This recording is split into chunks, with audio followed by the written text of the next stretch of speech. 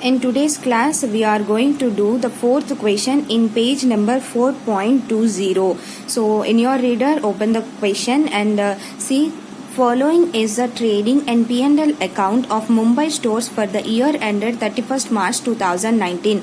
So they are giving trading and P&L account. Why they are giving trading and P&L account means he is having Mumbai stores. That means he is having a business. So if you remember how we will compute the business income means our answer always starts with the net profit. We will take the net profit and we will add back all the inadmissible expenses. What is the inadmissible expenses? All non-business expenses what we have deducted here, we will add back them, and after that if there is any non-business income is there, we will deduct them. That means already we have added it as income, we treated it as business income, but we found out it is not a business income, so we will deduct that non-business income and we will add back that non-business expenses. So see what is the information they are giving. They gave the trading account and they gave the P&L account, and see additional information they also gave regarding many adjustments also they gave, and see at the end what they are asking: compute the total income and tax liability of Mr. X for the assessment year 2019-20. So they are asking us to compute what is his total income and tax liability. Now let's see the question. See, they gave the trading account. See, our answer starts with the P&L account. See, the debit side salaries, it is related to business expenditure. Rent is also related to business expenditure, whereas interest on capital is not related to business expenditure. We have deducted it, so we have to add back now. Life insurance premium, this is also not business expenditure, we have to add back. Fire insurance premium, it is a business expenditure. Bad debts is a business expenditure. Provision for bad debts, even though it is an business loss, we shouldn't deduct that, so we have to add back this expenditure. Depreciation, if you remember, depreciation as per P&L account should be added back, and in the adjustments they will give see depreciation as per income tax rule, so this amount we have to deduct, but depreciation as per the P&L account we have to add back. And loss on theft, it is a business loss. Provision for taxation, if you remember, on provision for tax, this tax means it is an provision income tax. That means not only business income, business expenditure, it is related to all the other expenditure, so it is not considered, it is an inadmissible expenses, we have to add back this expenditure. Entertainment expenditure, it is an business expenditure only. In investment deposit account, it is not an business expenditure. Donation, this is also not an business expenditure. That means we have to add back these things. And coming to the credit side, see, interest on investment in securities, it is income from other sources, we have considered, but we have considered it as business income already, we have added it. What we have to do, we have to deduct it now. And see the next point, buy bad debts recovered, it is an business income. See, buy profit on sale of shares, it is a short term capital gain, so we consider it as business income, but it is not a business income, it is income from capital gains. So we have already added it now, so we are going to deduct it. Discount, it is an business income only. So these are the adjustments regarding P&L. The additional information they say they have given: sales include 2,800 of cost of goods withdrawn by Mr. X for his personal use.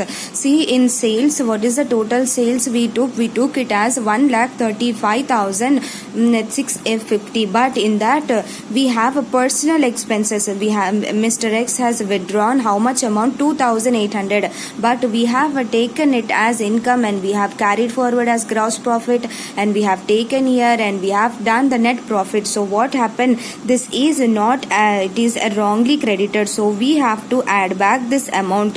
We have to add back only 2,800. See, the market value on the date of withdrawal is 3,500, but it is not considered as per our income tax. The amount at what cost it was withdrawn will be considered, so we have to add back this 2,800. See the next point, depreciation admissible as per income tax rule is 7,150. As I said, the depreciation as per P&L account, it should be added back, and we have to deduct depreciation as per IT 7,150. And see the next point, donation was made to the government of India for family planning. In the P&L account, we have seen the donation. So that donation, they are giving explanation that the donation was made to the government of India for family planning. That means the person is going to get deduction under section 80G. Under which list he is going to get? Means under list 3. What is the gross qualifying amount? We have to compute 10% of adjusted GTI.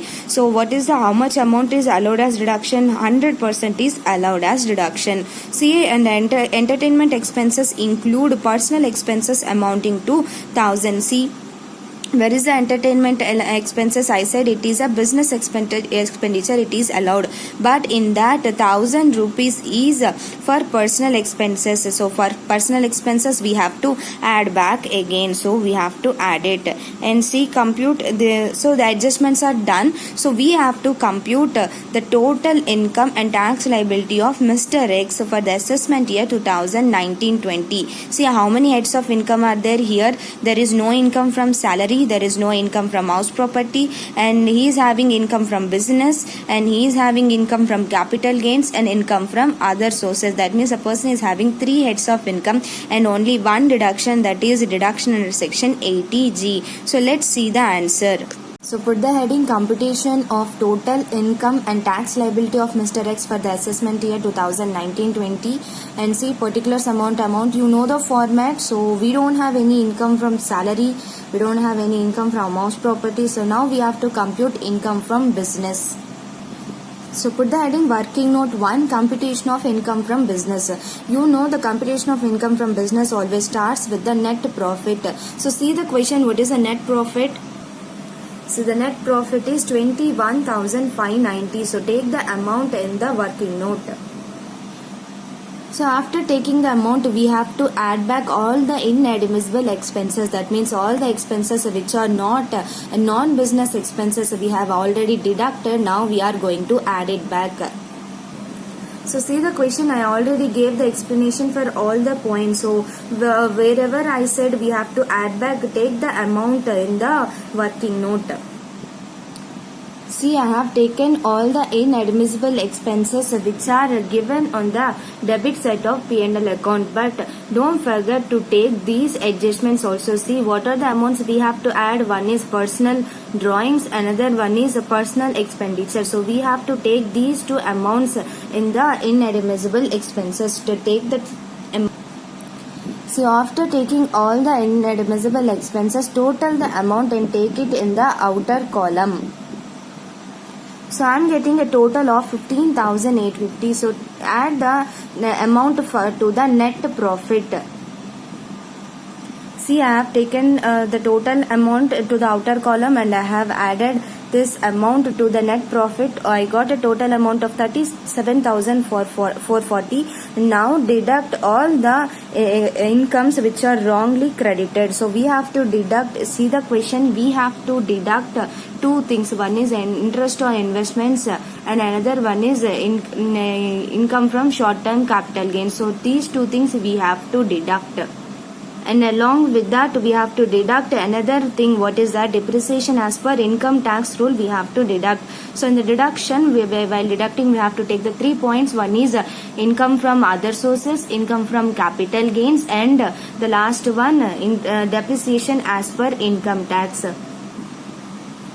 So take the amounts in the inner column, total it and take it to the outer column and deduct it from the total amount. The amount what we will get will be called as income from business. So deduct this amount from the total amount. I am getting it as 26,740. So 26,740 is our income from business. So take this amount in the main pro forma. So 26,740 is our income from business. And see what is income from short-term capital gain. See the question. So income from short-term capital gain we have 2,000 and income from other sources 1,550. So take the amounts 2,100 and 1,550. So after taking the amount, total the amount and take it to the outer column. This is our gross total income. So we got our gross total income as 30,290, and now we have to give deductions. If you can see the question, we have only one deduction, that is reduction under section 80G. That too it is coming under list 3. That means we have to compute what is the adjusted GTI. So let's compute what is the adjusted GTI and what amount is allowed as reduction as per 80G. So put the heading working note 2, computation of deduction under section 80G. So what we have to take, what is the gross qualifying amount, means 10% of adjusted GTI or actual amount, whichever is less will be considered as gross qualifying amount. From that gross qualifying amount, total 100% will be allowed as reduction. So now we have to calculate what is the adjusted GTI. So you know the formula, right? Adjusted GTI is equal to gross total income minus long term capital gain minus short term capital gain under section 111A minus all deduction under section 80C to 80U other than 80G. So see the answer and take the what is gross total income.